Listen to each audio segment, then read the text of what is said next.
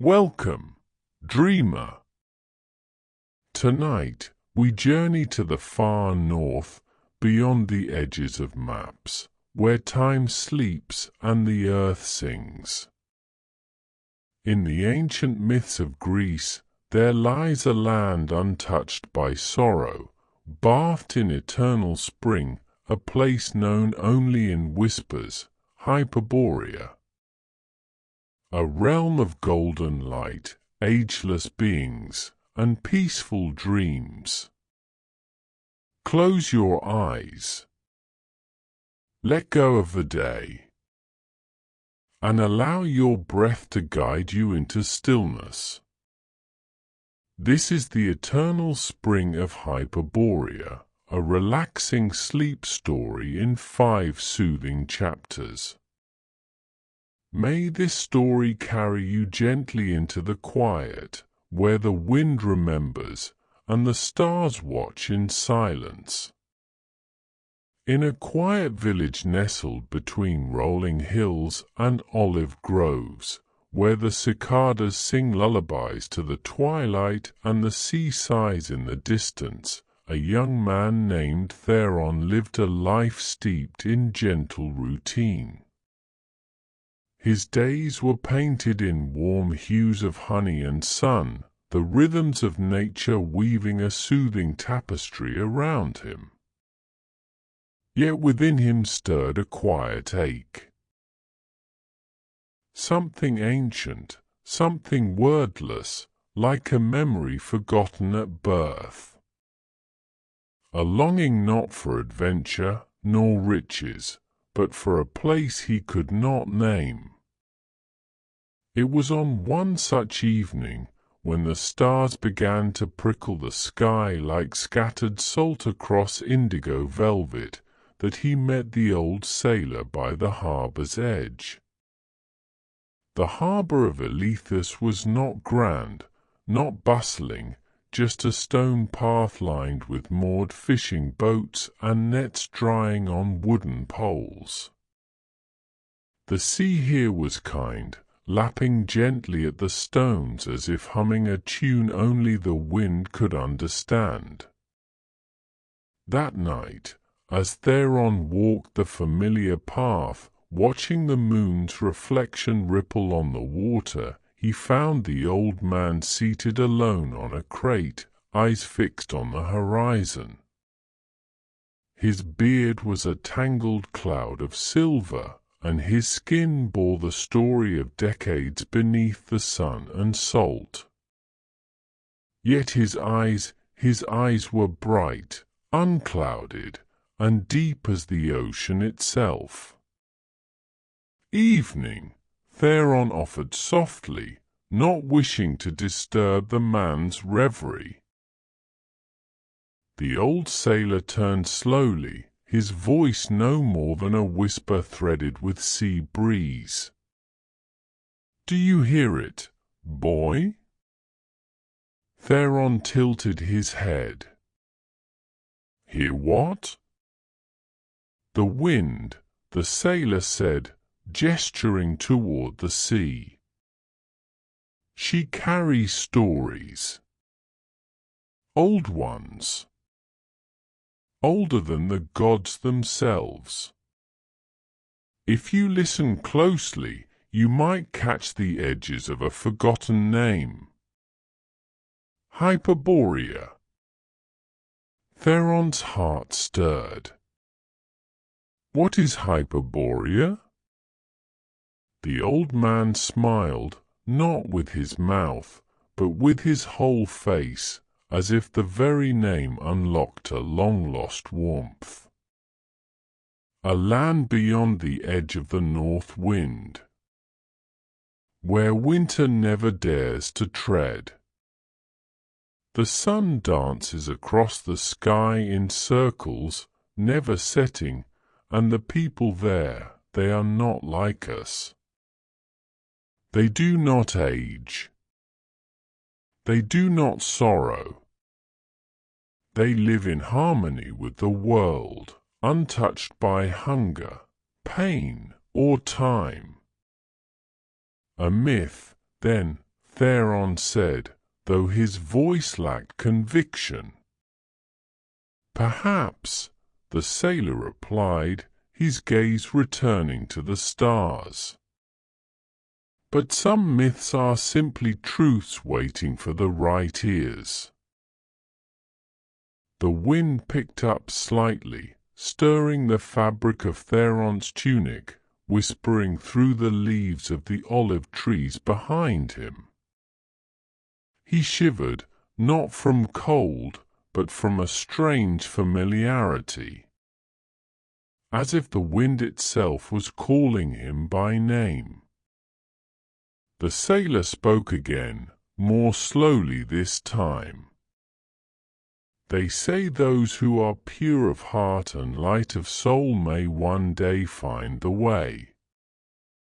But the path isn't on any map.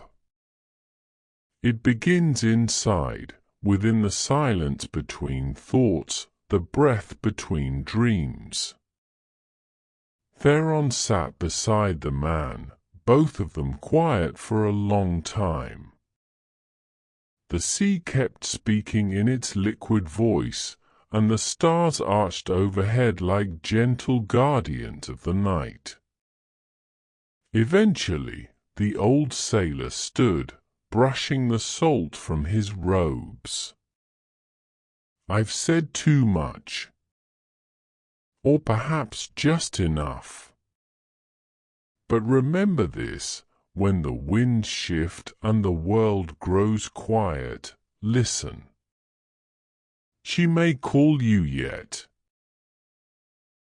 And with that, he walked away, vanishing into the shadowed path that led toward the village, leaving only the sound of the waves and the name, Hyperborea, lingering like incense in the air. That night, sleep did not come easily for Theron. He lay beneath the thatched roof of his small stone cottage, the open window allowing the breeze to gently kiss his brow. He watched the candle flame flicker on the wall, shadows dancing like silent spirits, and in the soft hush of night, he heard it again, the whisper on the wind. It was not a voice, not truly. More like a melody without words, familiar yet utterly strange. It wound through his thoughts like a stream through moss, filling him with a sense of wonder and calm he could not explain. He dreamt of places that did not exist on any charted land, golden meadows where the air shimmered like morning dew, rivers that sang, and a sun that never dipped below the horizon. In the dream, he walked barefoot on soft grass that glowed faintly in the dusk, and tall trees bowed their branches to greet him. The people there smiled without speaking, their eyes filled with a peace deeper than any sleep.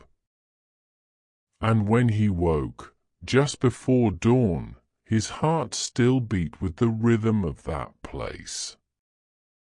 Hyperborea.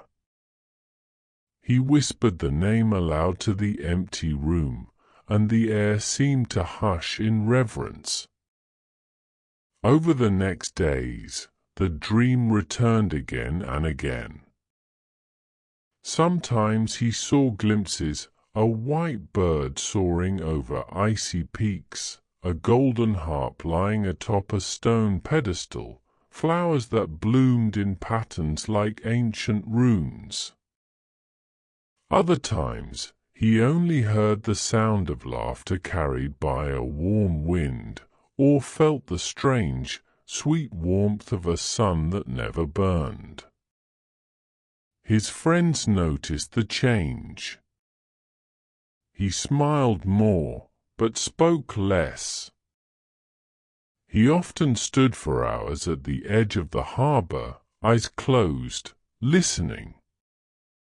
He began collecting small things that felt right. a feather from a heron, a stone shaped like a crescent moon, a shell that made a humming sound when held to the ear. And then, one evening, as the stars emerged behind a gossamer veil of clouds, the wind changed. It came not from the sea, but from the north. Cool, but not cold. Fresh, but not sharp. It smelled of pine and morning and something else, something ancient and golden. Theron felt it as a presence, a nudge inside his chest, a soft hand pressing between his shoulders. He knew. It was time to leave. Not in search of treasure or fame. Not even in search of Hyperborea, not truly. He would walk, and listen, and follow where the whisper led. Whatever lay beyond the horizon, be it myth or memory, was calling. And when the wind calls, the soul remembers. So he packed lightly, a cloak, a loaf of bread, a vial of olive oil, a pouch of dried figures. He carried his keepsakes in a satchel and left before the village stirred from sleep. As he walked north, beneath the soft hush of morning stars, the name hummed like a lullaby in his heart. Hyperborea. The land where the sun never sets, and dreams are more real than waking. And somewhere far ahead, the wind waited to welcome him home. The road north unfolded like a ribbon of memory beneath Theron's feet. As the village of Elethis faded behind him, the world around him changed, slowly, almost shyly, as if nature herself was revealing secrets meant only for those who walked with wonder in their hearts. Fields of poppies stretched to the horizon like a sea of red sighs, their soft petals trembling in the breeze. Lavender grew in thick, fragrant clouds along the path, releasing its calming perfume into the golden air. Bees drifted lazily from bloom to bloom, their hums harmonizing with the quiet, unseen music that seemed to shimmer just beneath the surface of sound. The world felt alive, not just with life, but with song. Theron walked gently, each step placed with reverence. The earth beneath him pulsed with a slow rhythm, like a heartbeat, and he did not wish to disturb its dreams. He felt, for the first time in his life, that he was being watched not by eyes, but by the world itself. Not judged, but acknowledged. Accepted. Starlings flew overhead in swirling ribbons, dark against the pale blue sky. They circled and dipped, their wings catching the sunlight like flickers of ink in motion. Often they flew ahead of him, then waited upon fence posts and tree branches, as if guiding him forward with silent wisdom.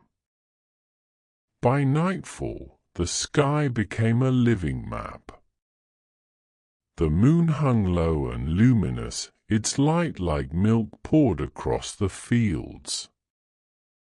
The stars, so familiar back home, now seemed closer, more vibrant, as if they recognized him. Constellations he once knew now shimmered with subtle changes, forming new shapes, unfamiliar yet intimate, like fragments of forgotten dreams. On the third evening of his journey, Theron reached the edge of a low hill, where the breeze shifted, cooler now, edged with the scent of pine and river mist. Below, nestled among swaying grasses and scattered sheep, stood a figure cloaked in twilight blue. The shepherd was old, but his eyes were sharp, alight with quiet mirth and ageless wisdom. His flock grazed in a circle around him, utterly still, as if even the sheep were listening for something in the air. "You've walked far," the shepherd said, his voice low and kind, "but not as far as you're meant to." Theron approached, bowing slightly in respect. "I'm following something I cannot name. A whisper on the wind." The shepherd smiled. "A fine thing to follow. Most chase things they can see and grasp. But you are listening." He turned and pointed toward the hills beyond the valley. "There lies the silver stream. It flows against time, curling backward through memory. Few can see it. Fewer still can step into it." Theron squinted into the dusk. For a moment, nothing appeared. Then, yes, just beneath the shimmering veil of twilight, a faint glimmer like moonlight on glass. A stream, narrow and winding, moving without sound. Its waters curled as if the world itself exhaled in reverse. "The stream will take you to the gateway," the shepherd said. "But you must walk in step with its song. Time here does not behave. You may find yourself within a childhood dream or the first morning ever born." From a pouch at his side, the shepherd pulled a single feather, long, slender, and so pale it seemed almost translucent. When placed in Theron's hand, it warmed to his touch, as if stirred by a memory of flight. When the sun begins to sing, the shepherd whispered, "Follow the melody." Theron bowed in gratitude, a silent thank you carried more by his heart than his words. He tucked the feather behind his ear, feeling its subtle warmth against his skin. Without another word, the shepherd turned and vanished into the tall grass, his sheep quietly following behind like clouds returning to the sky. Theron stood for a long moment beneath the stars, listening. The wind was still. The fields were quiet. But within the silence, he sensed something deeper, a pulse, a breath, a low hum just beneath awareness. The song of something ancient, something waiting. He walked forward into the valley. Here, every step seemed to echo, not aloud, but inward, as if each footfall rang within the corridors of his memory, waking moments long forgotten. A flower he picked at age 6. The scent of his mother's bread. The laughter of a friend whose name had been lost to time. These recollections drifted through him like mist, not heavy with emotion, but light, like feathers brushing gently past his soul. The valley shimmered as he passed. Light shifted strangely here, not brighter or darker, but softer, as if everything was wrapped in a memory of dawn. Shadows bent the wrong way. Trees leaned as if listening. Even the rocks, silent and unmoving, seemed to glow faintly with stories long buried in the soil. And still, the feather pulsed warmly behind his ear. He came to a place where the valley narrowed, and the stream came into full view. It glowed like silver fire, flowing uphill, curling between stones with impossible grace. And from its surface came a hum, not music exactly, but more like the breath before a song begins. Theron sat by its edge and waited, as the shepherd said. He watched the stars above rotate in slow wonder, and the feather behind his ear warmed just slightly with the rising wind. The sun, somewhere beyond the hills, began to stir. And far, far off, Theron heard it, a single note, clear and golden, drifting through the valley like the first chord of a forgotten lullaby. The sun was beginning to sing, and the path to Hyperborea was opening. The silver stream led Theron northward, its shimmering current weaving through the landscape like a ribbon of quiet magic. Time twisted gently as he followed it, nights passed like soft sighs, and days glowed with the stillness of dreams. He no longer measured his journey in hours or miles, but in hushes of the heart and the soft unfolding of light. Eventually, the path opened into a wide, open meadow that seemed to breathe with the earth itself. Here, no bird sang. No wind rustled the grass. No insect hummed in the golden air. Only a vast, gentle silence, so complete it felt like a blessing. The meadow stretched in every direction like a living canvas, blooming with flowers that danced without motion. They swayed not with wind, but with light that seemed to come from within them.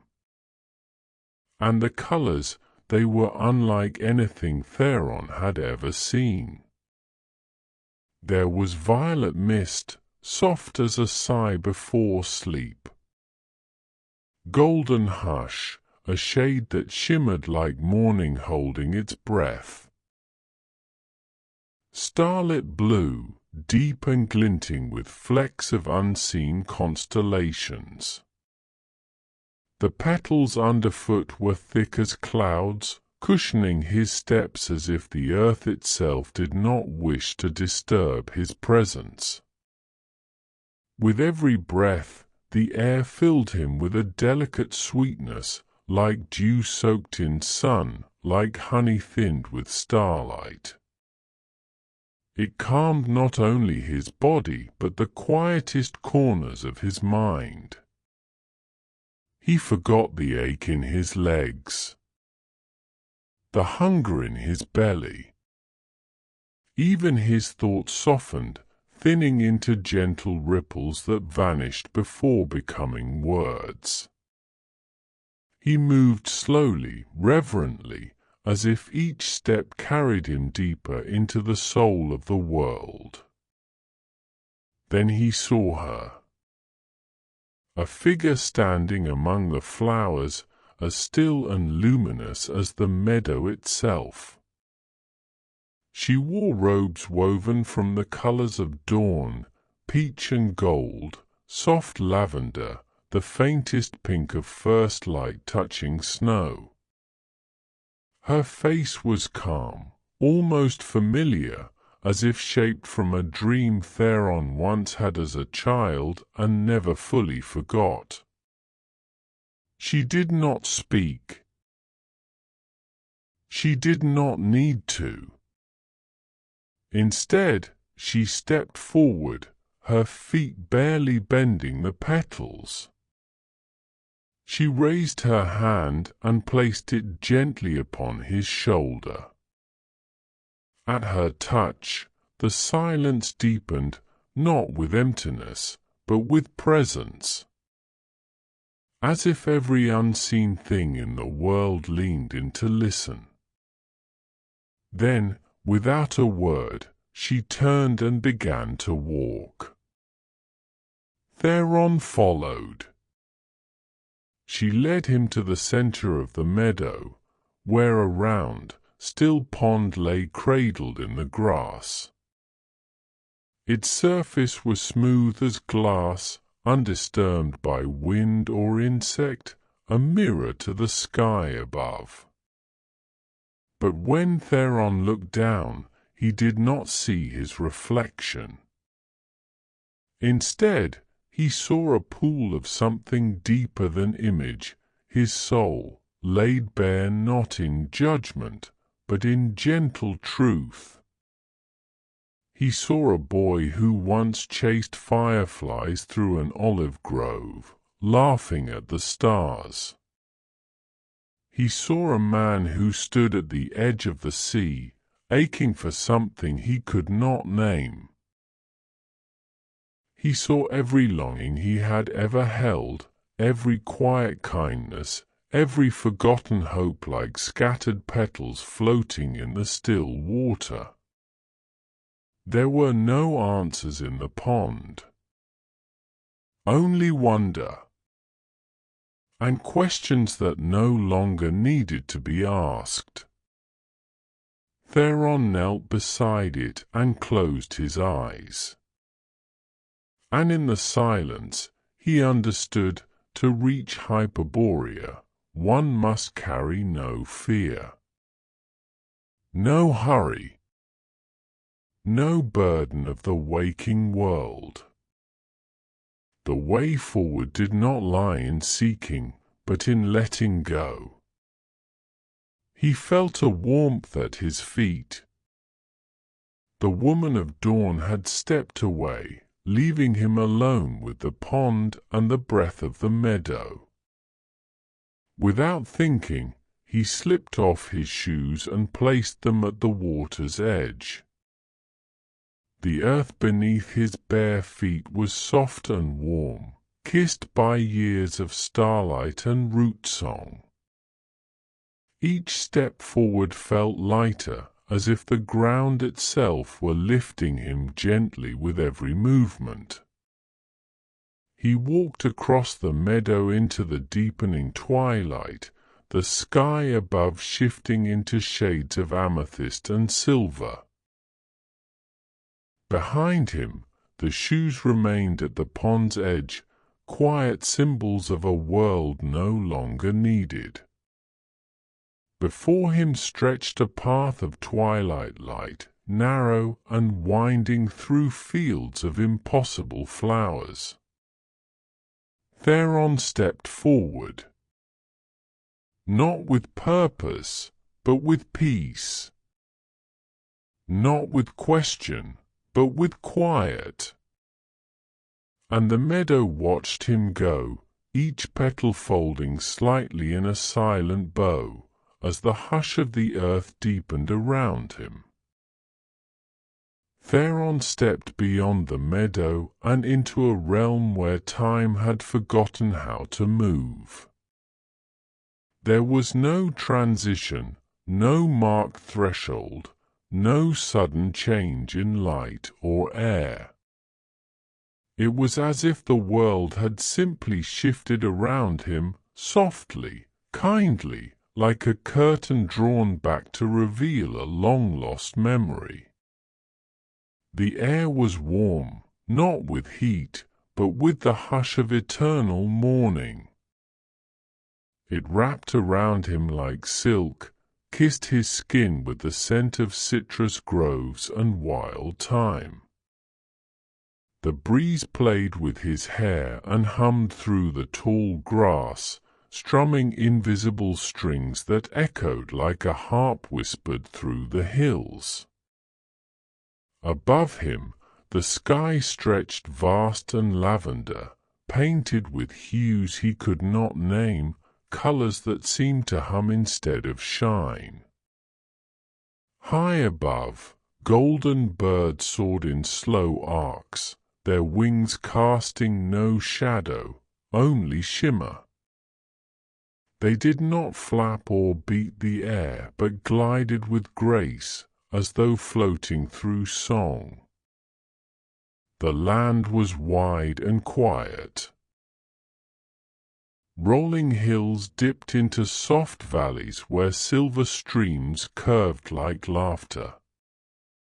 Trees stood spaced like thoughtful companions, tall and serene, with leaves like coins of sunlight and bark that glowed faintly with the warmth of memory. Every blade of grass beneath Theron's feet seemed alive with music, vibrating in harmony, not loud or boastful, but deep and constant, like the very breath of the earth. And then he saw them. The Hyperboreans.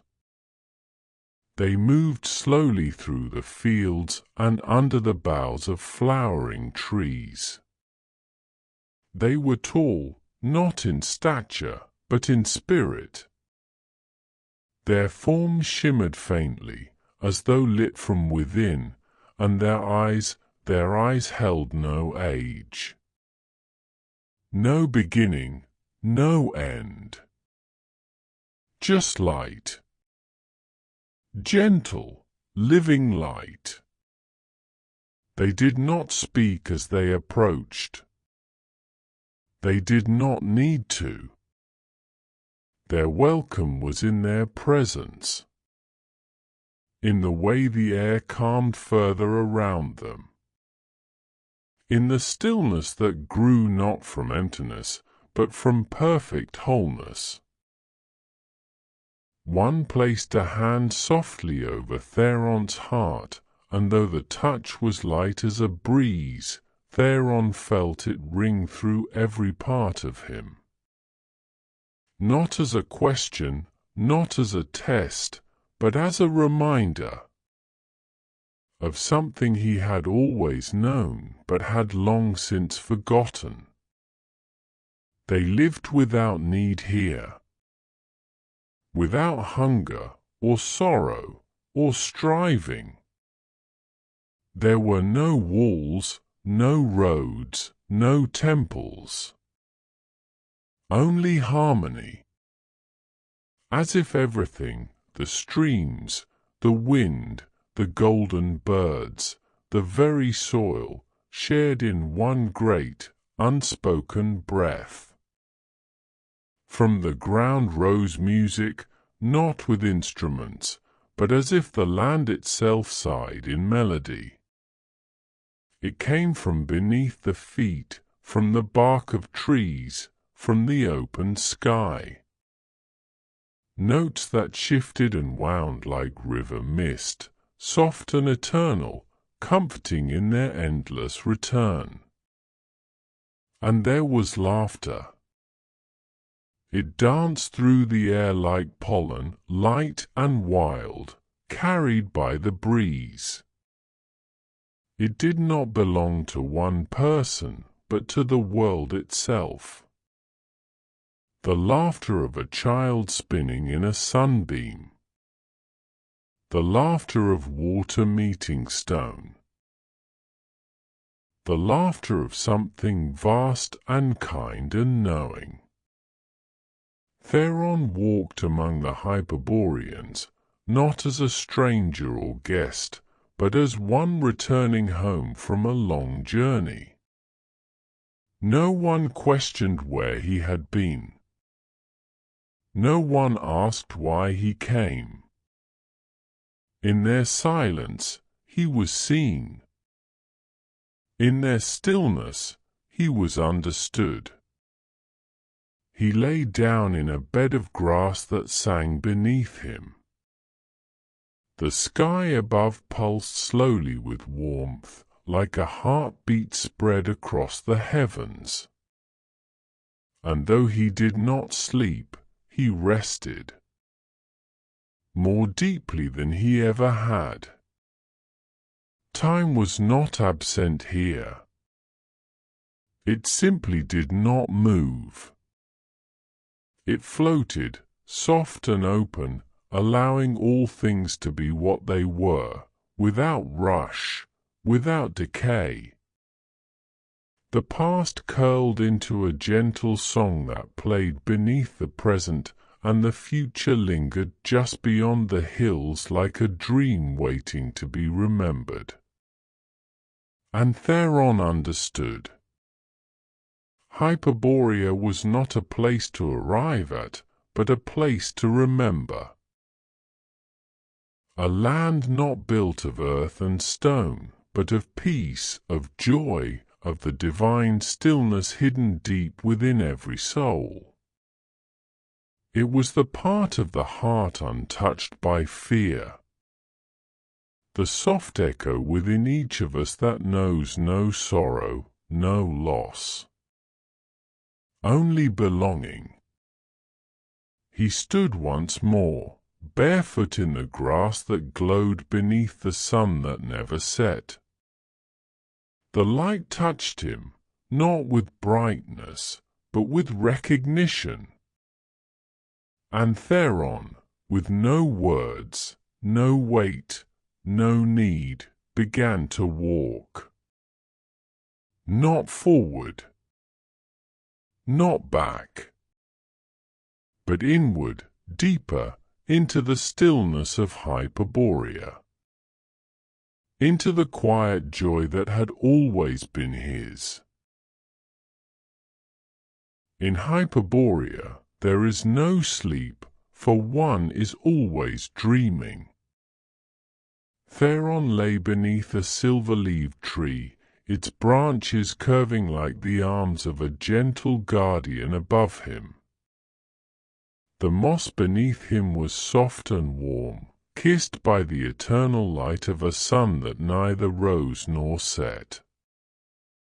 It held him like memory, like a lullaby never forgotten. His eyes were closed, but the world around him shimmered still, felt through his skin and spirit. The air, tinged with thyme and honey, flowed in and out of his lungs like music. Each breath deepened the dream. Not the kind one escapes to, but the kind that reveals what has always been true. From somewhere beyond the hills, perhaps from the very curve of the sky itself, he heard it again.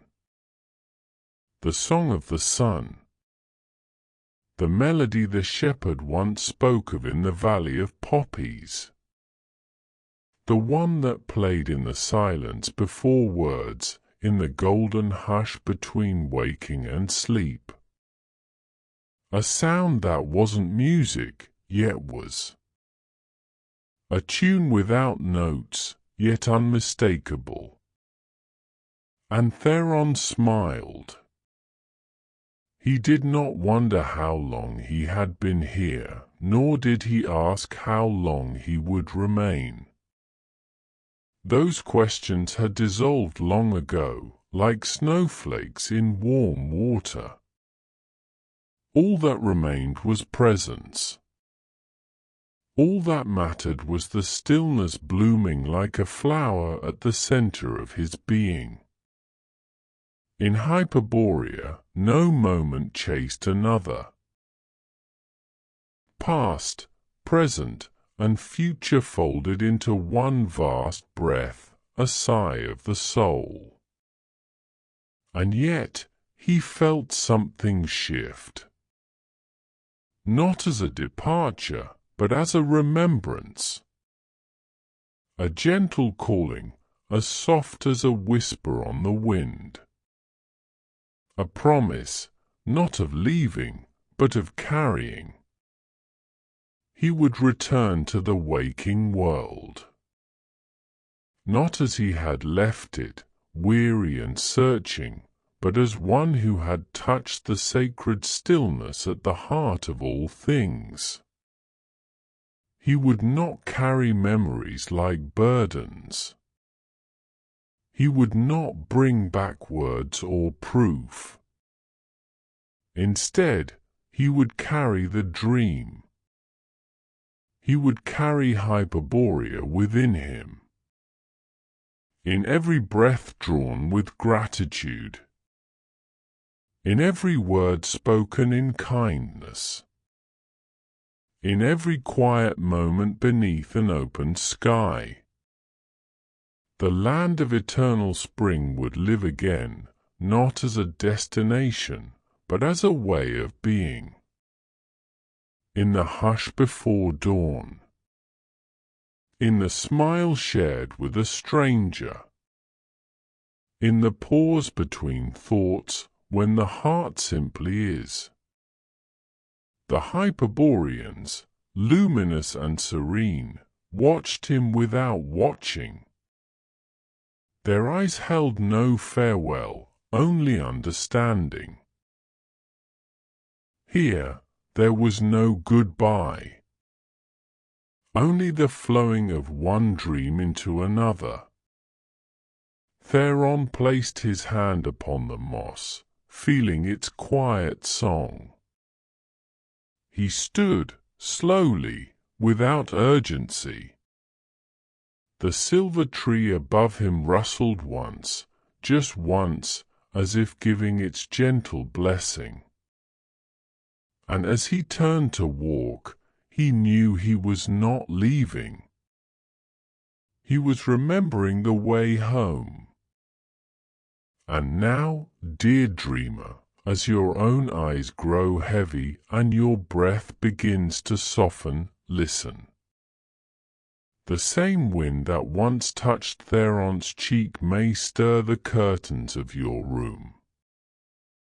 The same music that called to him may echo faintly in the chambers of your heart. Hyperborea awaits. Not on any map, not beyond distant seas or snowy peaks, but in the hush between heartbeats. In the gentle quiet of your dreams. In the place where peace is not found, but remembered. So let yourself drift. Let the world fall away. And in that soft space where thought grows thin and wonder stirs anew, you may feel it. The golden air. The laughing breeze. The sun that never sets. Sleep well, dreamer. Hyperborea is near. And you are already on the path home.